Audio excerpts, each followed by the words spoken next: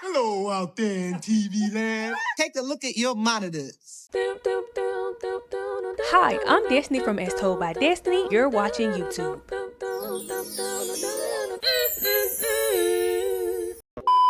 I can't believe this is something I'm willingly deciding to put myself through. But since we are in the middle of Black History Month, I got the insane idea to step back into the Black movie universe despite all the pain and suffering it brings me, because at the end of the day, if I'm going to be truthful with myself, it is my favorite universe. So today I will be putting some of the depths from my favorite movies on the tier list, ranging from this is something that still gets me to this day to it's something that I really don't care that much about. Why am I doing this? Because I obviously have a thing for torturing myself. This tier list will consist of 5 categories. Category 1.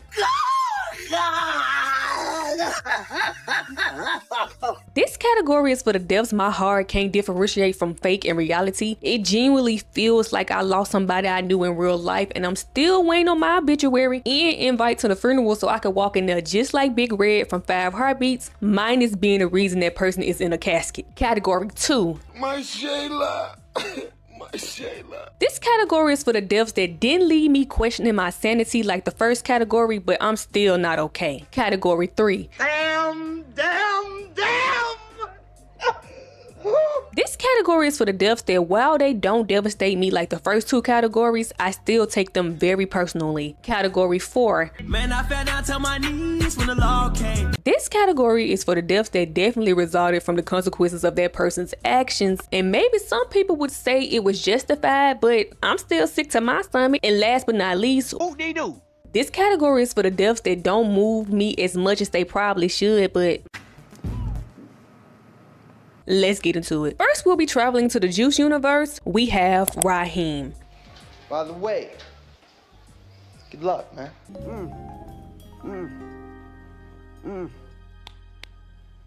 We must stay focused, brothers. We must. Now, when I decided I wanted to do this, I told myself that I was going to be completely honest, even if that means exposing who I truly am. I will not lie. I will not try to save face. I have to be who I am. In my lengthy time on this earth, I've sat down and watched Juice about 20 plus times, and none of those times have been because I'm deeply moved by the plot. A normal person watches Juice and sees the tragic and frightening story of 4 best friends trying to navigate their corrupt surroundings, then one of them succumbs to those surroundings in the most horrific way. I've seen somewhere that some people think Juice is a horror film. That means they were deeply captivated by the plot. I've never had that experience because the plot is the last reason I'm watching Juice. Some of you may know that I consider myself to be somewhat of a fineologist. I got my degree from the prestigious institute we all know and love as ICDC College. Shout out to Romeo. Say ICDC.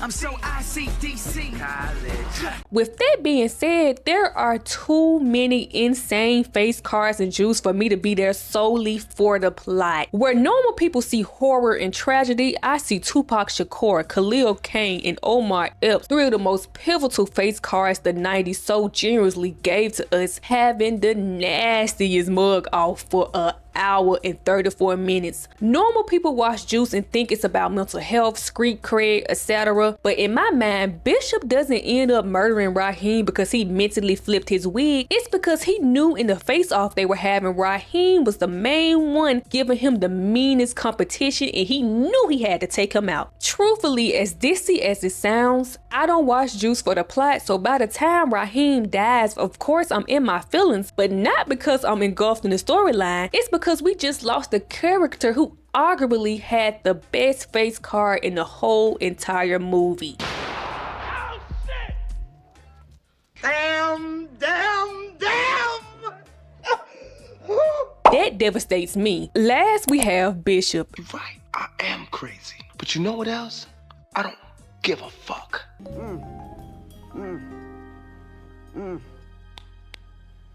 We must stay focused, brothers. We must. As a fanologist, Bishop was so fine that I definitely spend my time watching Juice, scavenging the plot, searching for any redeemable qualities he might have had. There are none. He knocked off his best friend and then tried with everything in him to do the same to the other two. And why? Because he wanted some juice? Nah, I'm playing. Despite watching Juice and consciously deciding to disregard the plot, I still fully understand it. It's deeper than Bishop just wanting respect and street cred. His mental was all distorted, but at the same time, he had Tupac's face card, so while I'm watching Juice, I'm definitely thinking, damn, he crazy as fuck. But something inside of me is still screaming, but he fine though. My heart definitely gets invested into Bishop when it's not supposed to at all because he's clearly the villain. He murked Raheem and then was at his wake hugging his mama. Oh, they needed to get rid of that nigga expeditiously. He was out of control. But when it happens, I ain't gonna lie, I'm still a little sick though because he was so fine. Q, don't let me go. Just hold on, man.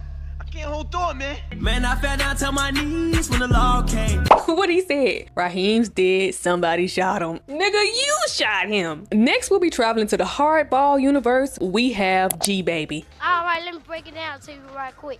Andre said he catch any apple ball. I just know the first time I made the life-altering decision to sit down and watch Hardball, I had absolutely no clue the damage I was about to do to myself. I just know Little Destiny turned on that movie expecting a heartwarming story about some kids playing baseball. You know, kind of like The Sandlot. The last thing she expected was to get her heart snatched from her chest. They spend over an hour of that movie making sure G-Baby finds his way into your heart. That's the plan. That's the setup. He's adorable. He's funny. Kobe wanna come back. But first I have to negotiate his contract. He's the smallest and youngest on the team and all he wants to do is play. And even when he finds out that he can't play due to certain circumstances, he's just content with being on the team. So I gotta give the guys who are old enough first pick. But I'm on the team, right? Hell yeah. But oh, wait, they give you the moment where G-Baby finally gets the chance to play. G-Baby. You're up. Only to murder him not even 5 minutes later? Movie, what the fuck? What kind of sick and twisted shit is that? They wanted this movie to destroy you. Why else would they say the part where you actually get to see him play for his funeral? He made me a better person, even if just for that moment. They wanted you to be toe up, and boy, was I. G, come on. Get up, G, come on. Come on, G.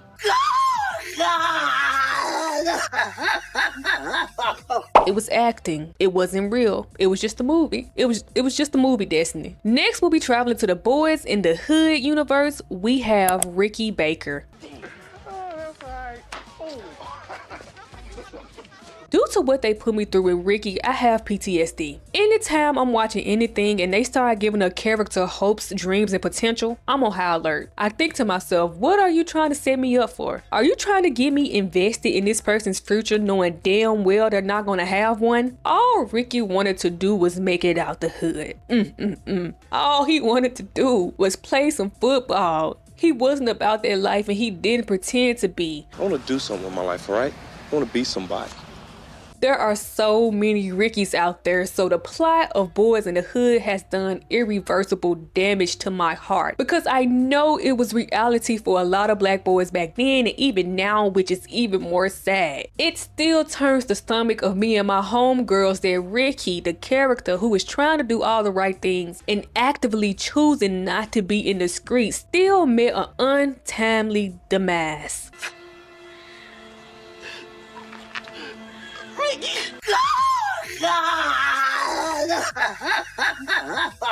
If Ricky Baker doesn't really exist, then why I feel like he do in my heart? Last we have Doughboy. Either they don't know, don't show, or don't care about what's going on in the hood. I wasn't sure I was going to mention his death because I don't think it was ever meant to be as groundbreaking as Ricky's. Doughboy only gets a little flash on the end of the screen towards the end of the movie, but to me that perfectly represents his life. Ricky was innocent. Doughboy definitely was not, and his death was inevitable, I suppose, with the life he was choosing to live. He was trapped in an endless cycle of violence and repping something that loves no one at the end of the day. Why am I talking like I know the screens? Let me relax. I don't know nothing about that lifestyle. whatever y'all got going on, because that's not me. But when it comes to Doughboy, as I've gotten older and seen more of the world, I've learned to mourn his death just as much as I mourn Ricky's. Moms be fucking with his ass without fail. But she ain't like that with Rick, though. Because they got different daddies, that's why. Who would Doughboy be if his mother loved him and poured into him as much as she did Ricky? Why am I getting all sappy? These are fictional characters, Destiny. Relax. But no, I feel for Doughboy real bad. My Shayla. My Shayla. My Shayla. Next, we'll be traveling to the Holiday Heart universe. We have Wanda. I made you a promise. I am not gonna be around drugs anymore. No, ma'am. They really get you in the first half, don't they? They immediately introduce Wanda as a flawed human being. She's not perfect, but she's trying, and you can really relate to that. I have a 12-year-old daughter who's starting not to believe in me again. And I need a job. So you get invested in her journey. You want to see her keep all her promises to Nikki. You root for her. You want to see her win. You want to see her make it. But that's just a trap. I never really dwelled on it before, but Holiday coming into Wanda's and Nikki's life was both a blessing and a curse. A blessing because he was a guardian angel in human form to them. A curse because I really feel like Wanda wasn't able to pull herself back this time around because she didn't have Nikki to worry about anymore. She knew no matter what happened to her, because of Holiday, Nikki would be okay. And because of that, I believe she no longer had the same willpower to get clean and be the mother Nikki deserved. Holiday was Nikki's angel, but Wanda's crutch.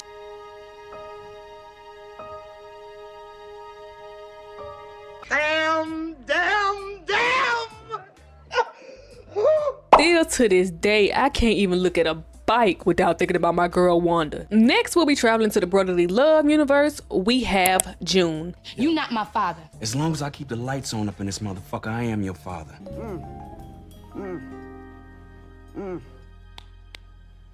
We must stay focused, brothers. We must. I've always known that you can't trust a man named Chris, and this movie really emphasizes that for me. I vividly remember the day I sat down and watched Brotherly Love for the first time with no clue what I was about to get myself into. The year was 2015. I was about 15 or 16 years old, depending on the month. And at this time, I was coming to terms with the fact that I liked Keke Palmer a little too much, and her talent had absolutely nothing to do with it. Also, at the same time, I'm looking at Quincy Brown and I'm liking what I see. And on top of that, I always had a thing for Corey Hardrick. Something about him has always done it for me. So when I see all of them in one movie together, I'm thinking I'm in for a treat. And it was far from that. Now, it's obvious that the movie wants you to get invested in Chris. He shows up and starts laying his game down on Jackie. But no, my dissy ass fell for June. Jackie's fine ass older brother who had a family depending on him and was out there doing what he had to do to make it happen. He's been taking care of us ever since our dad died. He thought he was gonna be a ball player, but life had other plans. Brotherly Love is so Wattpad coded, and June had the personality and mannerisms of all the hood dudes 15 or 16-year-old Destiny was spending hours reading about. So baby, I fell in love. Where the hood niggas at? Where's the hood niggas at? I'm looking for the hood niggas, come on. When Chris pulled out that gun talking about some I ain't mean to fall in love with your sister, man, I was disgusted. Thought it would be easy. What you mean, man? I ain't planning on falling in love with your sister. Yes, I can admit, I guess June got what was coming to him. He offed Chris's cousin over a card game, and I could see in his beautiful eyes that he would have did the same to Chris. Why couldn't Chris's love for Jackie overpower his passion for revenge? You gotta pay for what you did, dog. Man, I fell down to my knees when the law came. So the moral of the story is, I guess, don't date anybody named Chris because they might just be using you to off your brother.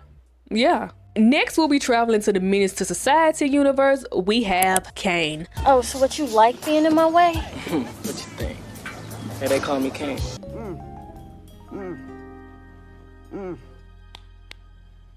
We must stay focused, brothers. We must. Again, I told myself I would be honest no matter how it would make me look, and this is about to make me look so heartless. But much like with Juice, I've seen Menace to Society plenty of times, but my real interest in it has nothing to do with the plot. Tyrone Turner had one of the most phenomenal face cards to come out of the 90s, and as a fanologist, I watched Menace to Society to appreciate that. And truthfully, somehow for whatever reason, I've never been able to deeply and genuinely care about Kane as a character. He really doesn't live outside of being fine to me. For example, with Juice, yes, I'm mainly there because they look good, but I still care about the characters and what happens to them. I still feel things in my heart for them. But I be watching Menace to Society not caring a thing about Kane for some reason. I've seen this movie all my life repeatedly, and just about maybe 3 to 5 years ago, I was watching it one day, and when Kane got shot at the end for the first time after all my years of watching this movie, I thought to myself, oh, he been dead this whole time. And it was his ghost telling the story. I think she's done. I think she's done. I think she's done. I think, do you think she's dumb? That's just how much I've never been concerned with Kane. I fully understand the plot. It sounds so heartless, but Kane's death has never moved me. My grandpa asked me one time if I care whether I live or die. Yeah, I do. Now it's too late. Whoop-de-doo. And I'm not saying Kane deserved his death or that it wasn't tragic. I'm just saying for some reason, I've never felt it. Sorry to this man. Lastly, we'll be traveling to the Set It Off universe. We have Stevie. I didn't get into UCLA, and I'm not going because I didn't get accepted.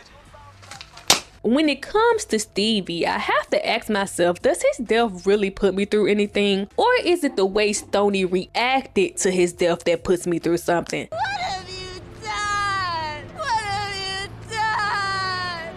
Because Stevie just is a character on his own, outside of being the little brother Stoney has to take care of due to their parents dying. I don't know. Stevie made some interesting choices, man. Lying about not being able to go to college because they couldn't afford it when he could have just told Stoney from jump he didn't get in. Do you know what she had to do for that money? But as messed up as it's about to sound, when you remove your emotions from it, what Stoney did for that money cannot be placed on Stevie. All her hopes and dreams should have not been placed on that boy. I feel deeply for my girl Stoney, and I completely understand why she felt she needed to go that hard, but her whole sense of self should not have been centered around Stevie going to college. Plus, when you think about it, would Stevie really have made it in college? He was obviously a little off in the head. Because why? For the life of me, I do not understand the logic of you saying to your friend, I heard you robbed the bank, and then proceeding to get the same haircut, the same letters that friend has in the back of his head. Is it not clicking in your mind that maybe he's a wanted man? Is it not clicking that maybe people are looking for him?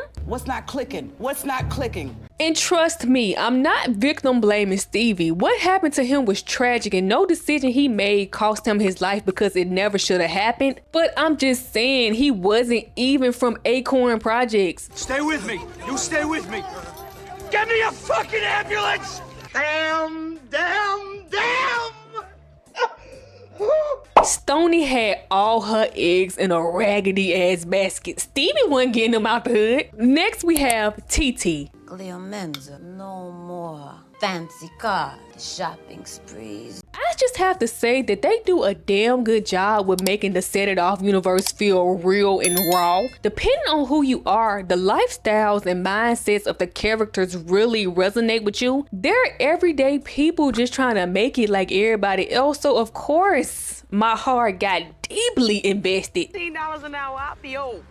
Fly radio. What I gotta do, sir ass motherfucker? TT just needed that money. I need that money I know she wouldn't have had it in her to do something as insane as robbing banks if she didn't feel like her circumstances pushed her to do it. TT needed to get her son back, and I know in her mind she was doing what she thought she had to do. My girl was so desperate that all logic went out the window, because did she truthfully think she was going to get her son back after robbing banks? Did she genuinely think it would play out like that? Did she think she was gonna walk into the building, handful of cash, and throw it on the table and get her son back? Was she gonna wash the money? What she gonna do with it? TT will never get her son back. When you think about it and you watch the movie, TT will never gonna get her son back. Oh my God, my poor girl. Come on!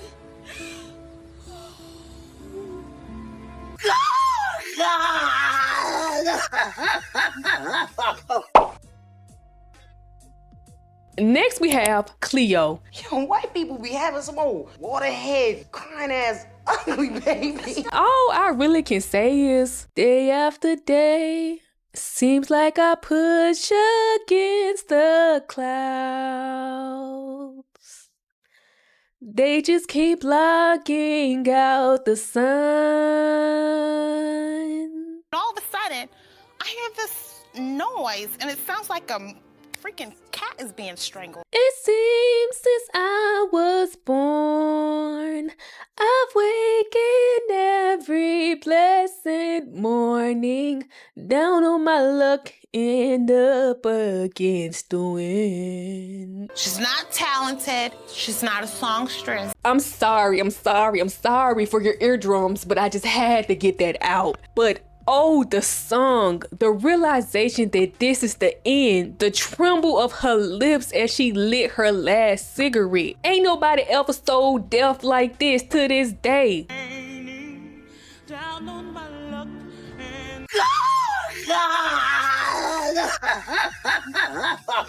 What did they do or say to Miss Queen behind the scenes for her to show up on that set and act like she was never gonna get the opportunity to act again? Did they tell her this was her one and only shot? Was rent due? Did she only have a penny and a gum wrapper to her name? What was she going through? Oh God. Last but not least, we have Frankie. Yesterday, I counted $240,000 by hand for you. I won't lie, by the time we get to Frankie, I'm still picking myself up off the floor over Cleo. Frankie has this powerful moment where she repeats back to the cop what he said to her in the beginning of the movie. What's the fucking procedure when you got a gun at your head? And I'm feeling it. But then she attempts to make a run for it. Girl, where you going? Not to tell anybody how they should have wrote their movie, but maybe if Frankie decided to end it all herself because she didn't want to spend the rest of her life in prison, that would have hit me harder. But her attempting to make a run for it as if those people were going to allow her to get anywhere. Whoop-de-doo. I care about Frankie as a character, believe me when I say this, but we just saw Cleo have a look on her face that says, damn, this is it. We just saw her ride out in a blaze of glory. I mean, my girl went down fine. Then you're gonna have Frankie take off running with 1,000 guns pointed at her. Girl, where you going? They not about to let you get away with this. Really gonna miss you. It's gonna be different without you. Time's gonna be hard and slow. For the rest of my life, I'm gonna be thinking about you. Yes, I am. Time came when you had to go. I'll miss you, my buddy. I'll miss you, my friend. I promise my love for you will never